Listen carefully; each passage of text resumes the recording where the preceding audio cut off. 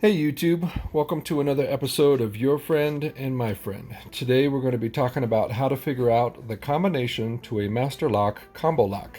The easy way, or maybe the lazy way. I know there's a lot of videos out there showing different techniques. I just want to say thanks for taking the time to check out my take on this method. Here's the backstory. I have two master lock combo locks. I know the combo to one of them, however, I do not know the combination to the other one.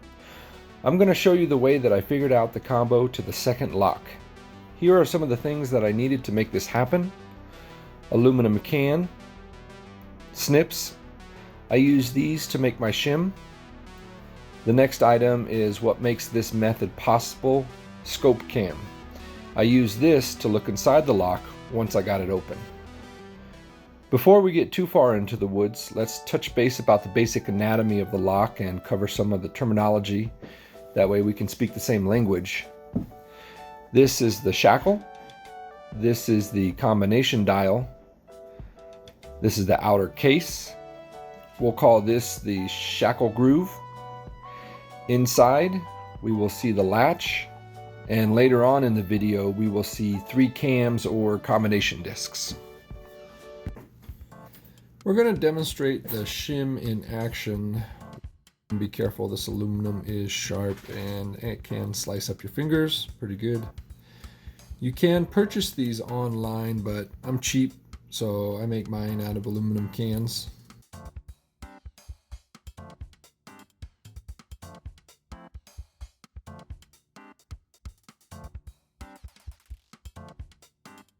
What we're going to do is we're going to maneuver the shim into the open spot between the shackle and the lock body here.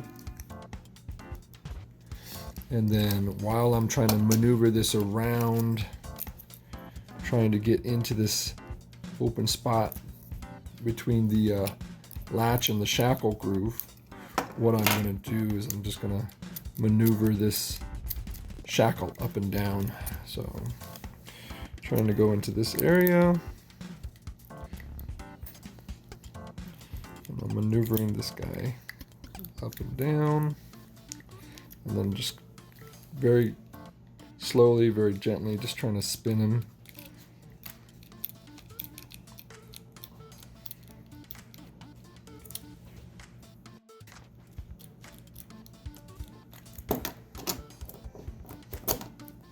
And just like that, we can get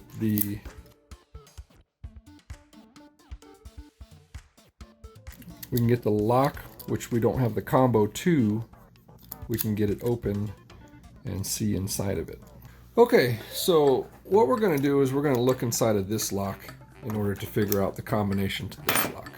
This lock, I know what the combo is. This one, I have no clue. So just to review how to dial in this combination, when we talk about dialing in the combination, we're going to spin this thing clockwise and counterclockwise. So spin it a bunch of times just to reset the lock, and you're going to land on the first number. You're going to pass the second number one time. So the second number is 24. We're going to go past it counterclockwise, and then we're going to land on it. And then the third number, we're just going to land on that, and that's clockwise. So clockwise, counterclockwise, and then clockwise, and that'll open up our lock.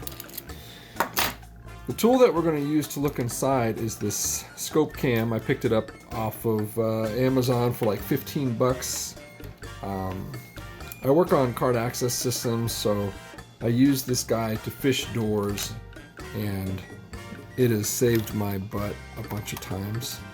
And today we're going to use it to look inside of this guy. I'm going to try to do some video editing so you guys can see what I see. So now we're going to take a peek inside, and we can see the combination wafers inside of there. There we are. And as I spin this guy, we can see those combo wafers spinning inside of there. If you look real close, if I can hold this camera still. If you look real close, you'll see little openings in the combo disc. So right there's the middle one. You see it's open right there. I keep spinning this mofo and look at that. Left and right one right there. There's the opening. So I thought to myself, what can I learn now that I can see this stuff? And what I did was I dialed in the combination. So the combination is 18, 24, 18. Okay, that didn't tell me anything as far as seeing a visible sign on the discs. So the next thing I thought I would try is if I had some sort of reference point as I'm dialing in the combination, maybe I can use that to extrapolate some information. So what I decided for a reference point is whenever that opening was at the topmost point of what I could see. So right there for the left one, or I'm sorry, the right one, I was like, well, that's the topmost point, and that's a good reference point. So I looked at the combination, and it showed me 34, 35-ish. And then turning it counterclockwise, I wanted to find out what the middle disc would do. So right there is the topmost point, and that gave me the number 0. And then if I turn clockwise, right there is about the most top point of the opening, and that once again gave me this 34, 35 number.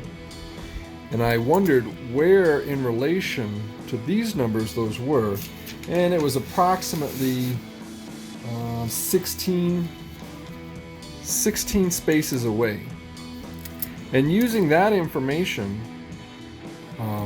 I wanted to see if I could, on this combo lock that I didn't know, if I could replicate that. So looking inside of this one, there are the wafers, right?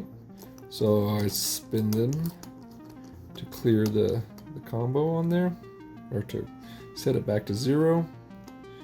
So looking at that far right wafer, I'm trying to find where it's at the uppermost point. So right there, and I would call that 30. So that was clockwise, so now I go counterclockwise. I'm going to try to bring that middle wafer around. So right there's about the uppermost point on that, and that's roughly 7-ish, 8-ish, around there. And then spinning clockwise, right there is 2, somewhere in there. And I wrote those numbers down here. 38, 2. If I subtract 16, and these numbers are approximate, you know, so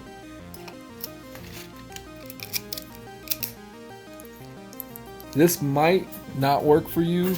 You might have to shift the numbers around a little bit, but I lucked out on this, so let me dial this in. 14, 32, and 26. It ended up working for me. So that's one way, that's one method. If you have, you know, this equipment, that's one method to figuring out the combination to a combo lock that you don't know the combo to. I hope this helps. If you have any questions, comments, please put them below. And I'm really horrible about answering them, but I'll try to get to you. And hope you have a good day.